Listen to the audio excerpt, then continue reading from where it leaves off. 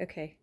All right. So, anyways, a while back I posted this stuff here. This was just a empty space here, and he had bought this in town from a local craftsman or artist or whatever.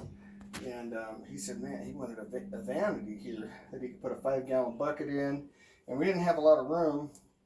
And I was trying to pick up some more work by moving this wall, but you don't want to do that yet. But you got plenty of room here, and so he didn't know exactly what he was going to get, and he left, but he really liked it.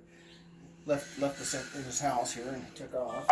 So anyways, it's got a drawer here, and I've notched it. I don't know if you can see it if you hold the camera up taller. Got a little notch for the plumbing, and then I mean that could be a hamper there, and I think these antlers made a great touch to it. Also, we live up in the mountains, and a fireman harvested this deer many years ago with his dad. He lives in Grizzly Flats, and he donated these to me, and so I used them for handles, and I thought that was a cool little thing. But anyway, another job well done.